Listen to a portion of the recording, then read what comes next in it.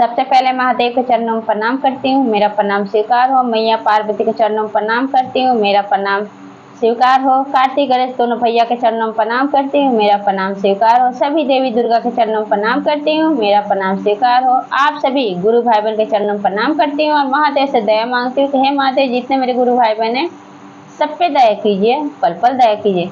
गुरु भाई बहन, आज मैं जो कथा आप लोगों को सुनाने जा रही हूँ, राजकुमार और राजकुमारी की शिव चर्चा कथा सुनाने जा रही हूँ। कथा बहुत सुंदर है। अगर आप महादेव का कथा सुनना पसंद करते हैं तो मेरे वीडियो को लाइक करें, चैनल को सब्सक्राइब कीजिए, कमेंट बॉक्स में हर महादेव जरूर लिखें, दोस्तों में रिश्तेदारों में शेयर कीजिए। चलिए ज़्यादा बात नहीं करते हुए कथा शुरू करती हूँ। एक नगर में एक राजा थे जो अपनी पुत्री राजकुमारी से बहुत प्यार करते थे। अब उनको हमेशा एक ही बात की चिंता लगा रहता था कि मेरी पुत्री को कोई चीज़ का दुख तकलीफ ना हो। तो राजकुमारी बड़ी हो गई थी, राजकुमारी महादेव की शिष्या थी। अब वो स्वयंवर रचाते हैं। जब स्वयंवर उनके दरबार में जब होता है तो बड़े बड़े राजकुमार आते हैं। तो राजा साहब यही कहते हैं कि जो हमारी पुत्री राजकुमारी के थोड़ा सा भी खरोच लग गया, चाहे थोड़ी सी भी उसके आंखों में आंसू आ गया, चाहे कोई दुख तकलीफ हुआ, तो वो दिन जो भी इंसान शादी करेगा राजकुमारी से, उसके ज़िंदगी का आखिरी दिन होगा। अब ये बात जब जितने भी राजकुमार वहाँ थे, बड़े बड़े आदमी जो आए थे राजकुमार, अब ये बात जब सुनते हैं कि अगर राजकुमारी को थोड़ी सी भी दुख तकलीफ हो गया, अगर जरा सा भी उसका आंखों में आंसू आ गया, तो वो दिन हमारी ज़िंदगी का आखिरी दिन होगा। गुरु भाई बहन, अब ये बात सुन के सब राजकुमार पीछे हट जाते हैं।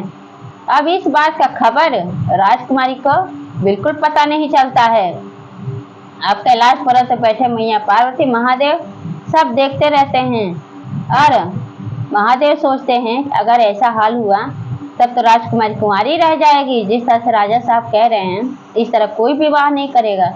फिर राजा साहब अपने पास से एक देवगर भेजते हैं। अब क्या होता है गुरु भाई बहन, वो आदमी बहुत बुढ़ा था और इतना बुढ़ा था, आता है राजा साहब के पास और राजा साहब से कहता है कि राजा साहब, आप जो कह रहे हैं कि राजकुमारी को मैं बिल्कुल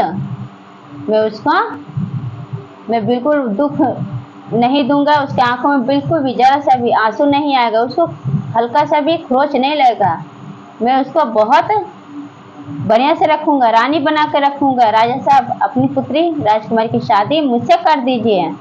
अब गुरु भाई बहन जब ये बात सुनते हैं राजा साहब बूढ़े आदमी से, तो क्या कहते हैं कि तुम्हारी हिम्मत कैसे हुई राजकुमारी का नाम लेने का? हाँ, मेरी राजकुमारी तुमसे शादी कैसे कर सकती है? तुम जैसे बूढ़े से शादी करेगी मेरी राजकुमारी? तुम्हारी उम्र कितनी हो गई है, तुम बूढ़े हो गए हो। और उस बुढ़े को जैसे फांसी पे लटकाने जाते हैं, अब इस बात का खबर राजकुमारी को लग जाता है।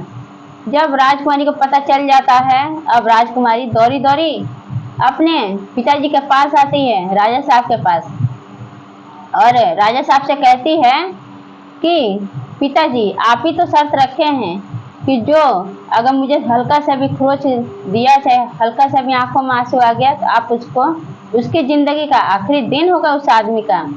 अब ये बात जब राजा साहब सुनते हैं तब कहती है राजकुमारी कि मैं इसी आदमी से भी विवाह करूंगी।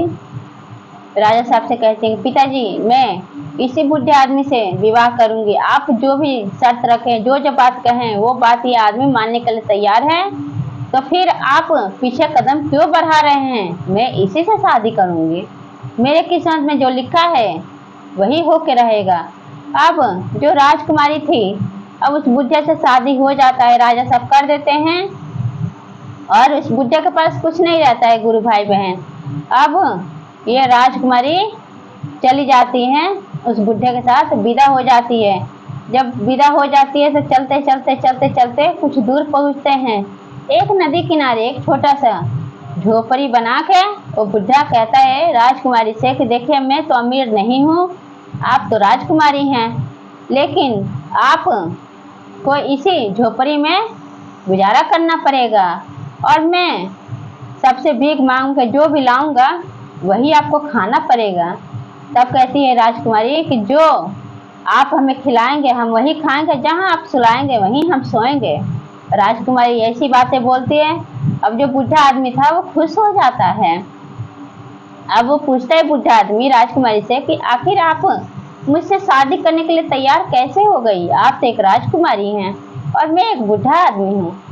तब जो शिष्या थी महादेव के, राजकुमारी तो कहती है मुझे आप में ये खूबी अच्छा लगा कि आप सच बोले, आप थोड़ा सा भी झूठ नहीं बोले। जो भी मेरे पिताजी शर्त रखे थे आप सब शर्त का जो है स्वीकार किए थे और सामने आके आप बोले कि ठीक है, मैं राजकुमारी को बढ़िया से रखूंगा, राजकुमारी रानी बना कर रखूंगा आपकी राजकुमारी को।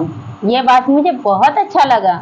राजकुमारी जब ये बात बोली, अब क्या होता है गुरु भाई बहन, क्या वो बूढ़ा आदमी जब जाता है मांगने के लिए, तो क्या देखता है बूढ़ा आदमी कि अब इधर राजा साहब को बहुत चिंता रहता है अपनी पुत्री के लिए, राजकुमारी के लिए।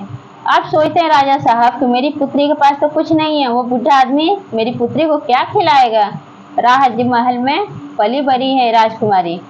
अब राजा साहब अपनी मंत्री और सैनिक को भेज के ढेर सारा धन दौलत भेजते हैं अपनी राजकुमारी के पास। जब मंत्री और जो सैनिक थे सब लेके जाते हैं ढेर सारा धन दौलत, तो राजकुमारी क्या करती है? राजकुमारी मना कर देती है, कहती है कि मेरे पति जैसे हाल में रखेंगे मैं वैसे हाल में रहूंगी और जो भी खिलाएंगे वही खाऊंगी। तब मंत्री जी कहते हैं उस बूढ़े आदमी के पास आपके लिए है क्या? आपके लिए तो ढंग का 2 वक्त का रोटी भी नहीं खिला सकता है। तब राजकुमारी कहती हैं कि मेरे लिए खाना महादेव भेजेंगे, महादेव हमारे लिए खाना भेजेंगे और मैं खाना खाऊंगी। अब क्या होता है गुरु भाई बहन, अब जैसे वो मंत्री और सैनिक वो धन दौलत लेकर चलने लगते हैं, जैसे अभी घर से निकले ही होते हैं झोपड़ी से, तो क्या देखते हैं अब ये बूढ़ा आदमी, ये भी महादेव का सच्चा भक्त रहता है क्योंकि इस बूढ़े आदमी को महादेव भेजे रहते हैं राजकुमारी के लिए। तो कहता है ये बूढ़ा आदमी कि हे महादेव, जिस तरह से राजकुमारी कहते हैं कि मेरे लिए खाना महादेव भेजेंगे, उसी तरह से आप मेरी राजकुमारी का जो मनोकामना पूरा कर दीजिए, आप 56 भोग भेज दीजिए हे महादेव।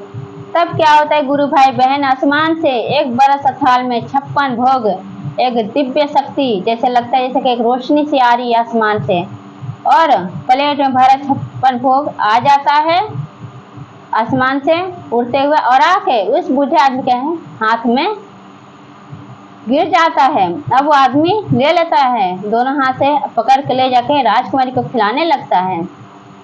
अब ये सैनिक और राजमंत्री सब देखते रहते हैं, जाकर कहते हैं कि राजा साहब जिस आदमी से अपनी राजकुमारी की शादी किए हैं वो आदमी एक तांत्रिक है। वो देखिए ऐसा टोटका किया है, आसमान से 56 भोग एक प्लेट में आया है और वही खाना ले जाके और राजकुमारी को खिला रहा है। अब जब ये बात सुनते हैं राजा साहब, तो अब उनको बहुत गुस्सा आता है। अब वो सोचते हैं कि इसका मतलब मेरी राजकुमारी का जान खतरे में है, मुझे उसको बचाना चाहिए। अब क्या होता है गुरु भाई बहन कि अब जो राजा साहब थे अब जाते हैं एक तांत्रिक के पास। अब तांत्रिक से कहते हैं कि मुझे एक तंत्र विद्या सिखाओ।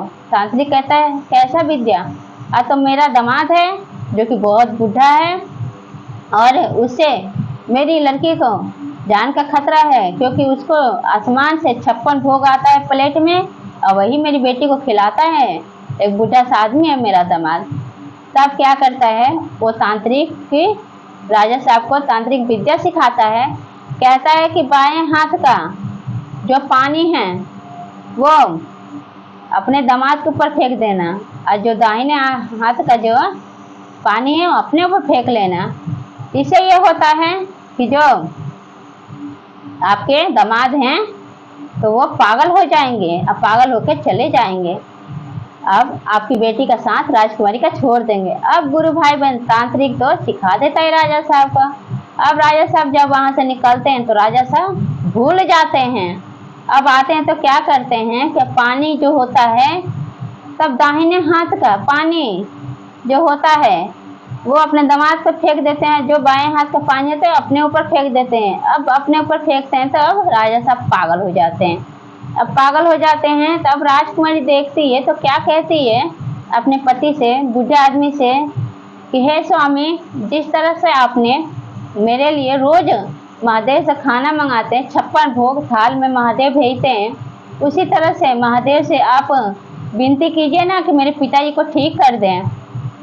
तब क्या होता है गुरु भाई बहन, कि अब वो बूढ़ा आदमी कहता है कि हे महादेव, आज हमारी इज्जत का सवाल है, हमारी राजकुमारी कह रही है, आपकी शिव शिष्या कह रही हैं, उनके पिताजी को ठीक कर दीजिए, उनका मति बुद्धि सब ठीक कर दीजिए, हे महादेव दया कर दीजिए, भोलेनाथ दया कर दीजिए।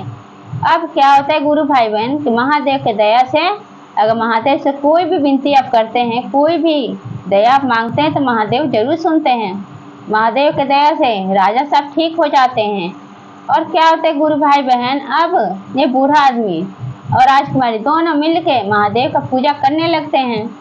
महादेव के दया से क्या होता है कि जो बूढ़ा आदमी था अब एक सुंदर सा राजकुमार बन जाता है, और उसका जो झोपड़ी था वो महल बन जाता है गुरु भाई बहन। अब ये सब राजकुमारी जब देखती है और राजा देखते हैं, उनके पैर तले से जमीन खिसक जाता है। तब पूछती है राजकुमारी अपने पति से, राजकुमार से, कि ये कैसे हो सकता है स्वामी।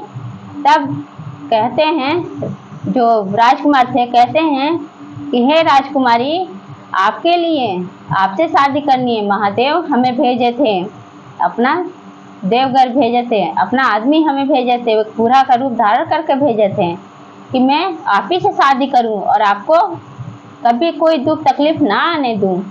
जिस तरह से आप महादेव के सच्चे शिव शिष्या हैं, वैसे मैं भी महादेव का सच्चा शिव शिष्या हूँ। राजकुमार जब ये बात बोलते हैं, अब राजकुमारी को कोई चीज़ की दिक्कत परेशानी नहीं होता है।